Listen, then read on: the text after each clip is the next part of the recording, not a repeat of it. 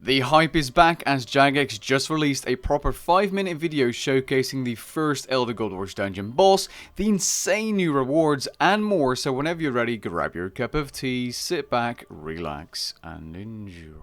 For those that still do not know, this front or update will be released next Monday on the 26th. Now, as expected, if you've seen the previous trailer / teaser, the boss is going to be Kerapac, as he's the general of the node on front. Kerapac will mainly be using Elder artifacts as weapons, more specifically the Needle and Staff of Armadyl as mentioned in this video, which I will link in the description below if you want to see the full thing yourself. Kerapac will have a total of 4 phases, and each phase will add new mechanics to deal with. Existing phase mechanics will persist through the entire fight. Now, this so far seems to be a proper boss, and the rewards definitely make me confident in saying that because they seem insane.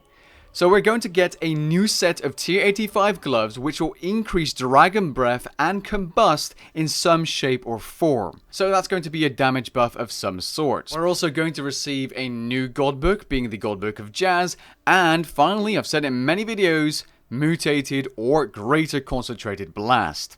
This will probably allow you to do something with your magic thresholds. I'm hoping it will allow you to instant bleed, asphyxiate, or something of the sorts. We'll have to wait and see, but I'm very glad to hear we're finally getting mutated concentrated blast. These are all normal mode drops, but there's one drop that is only in hard mode, and that is fractured pieces to a new tier 95 staff. You heard that right, this is the first tier 95 weapon ever to be added to RuneScape, if you exclude weapons with a special effect like the Inquisitor staff and stuff that bring it to tier 97, but this is a base tier 95 staff, and Modraman has already confirmed it's going to have some kind of special effect, which means this very well may be the new best in slot magic weapon. That being said, the Inquisitor staff still exists, and there's a chance this isn't going to be best in slot everywhere, but that really depends on that passive. But tier 95 is insane. Since it was said it's going to drop fractured pieces, that brings me to believe you're going to have to craft the weapon using some kind of existing weapon in the game,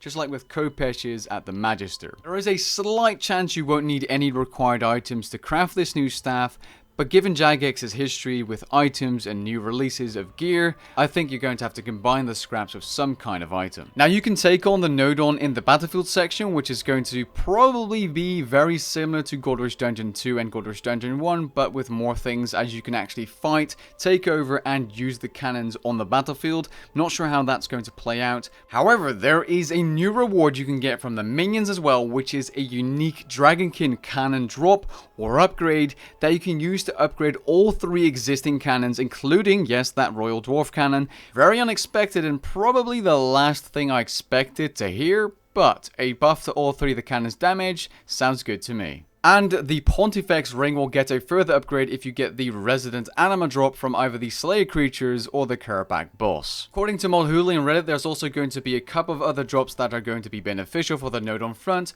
but they do not wish to reveal these just yet. One more very important bit of news is that this is going to be a 1 to 3 players boss, according to Modraman on Twitter.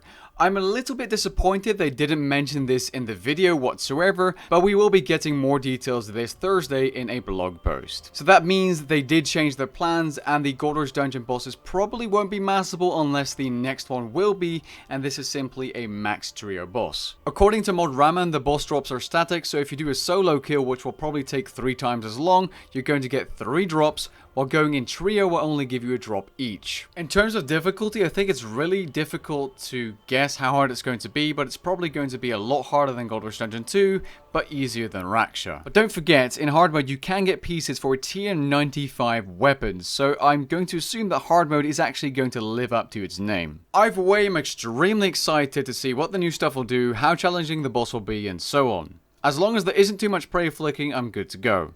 Let me know what you guys think down in the comments below, and I'll catch you guys in the next one. Peace.